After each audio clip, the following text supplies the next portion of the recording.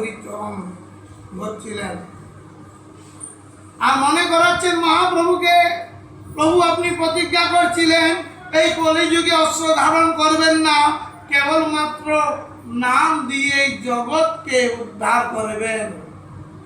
কিন্তু ভগবান গৌরহরি এত ব্যতিব্যস্ত, মানে এত তার মাথা খারাপ হয়েছিল যে নিত্যানন্দ আর হরিদাসের প্রতি আঘাত করছে, সেই দেখে সে সুদর্শনকে ডাকতে লাগলো। এরকম অর্জুন বললেন পরমাত্মা শ্রীচরণ আর পিতামহ বিশ্ব, ওই দেখে তীর ধনুক নিচে রেখে আত্মসমর্পণ করলেন।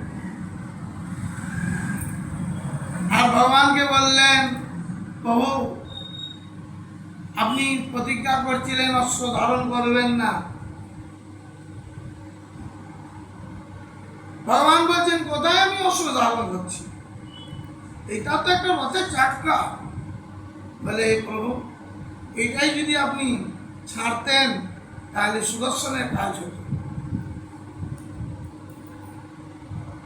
ভগবানের কাজই ভক্তের কাছে পরাজয় হয়। সুরদাস, হরিদাস, বিল্লমঙ্গল সবার কাছে উনি পরাজয় স্বীকার করতেন। ভক্তের আগে তার কোনো কথা চলে না।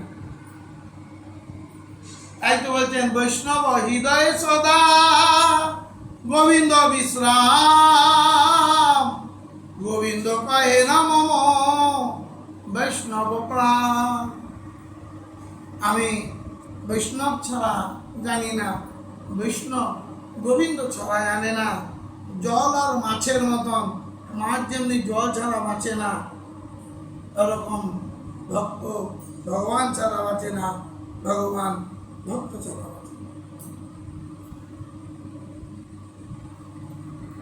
এই দামোদর অষ্টকম সত্যবত মুনি ভগবান আবির্ভাবের পূর্বেই এই দামোদর অষ্টকম রচনা হয়েছে।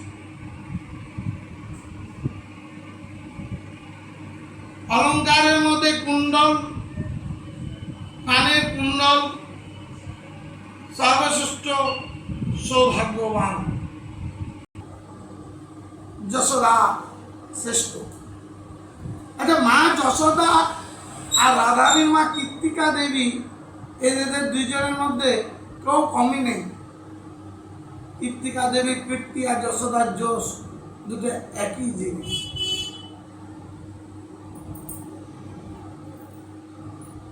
এই মাসে আবির্ভাব হওয়া বা পরলোক গমন করা সবই মঙ্গলময়। আজকে এক ভক্তের বাড়ি গেছিলাম, ঝুলি সোনামুখী। ওখানে বৈষ্ণবকে, সাধুকে কিভাবে সম্মান করতে হয়, কিভাবে আপ্যায়ন করতে হয়, খুব সুন্দর তারা জানে।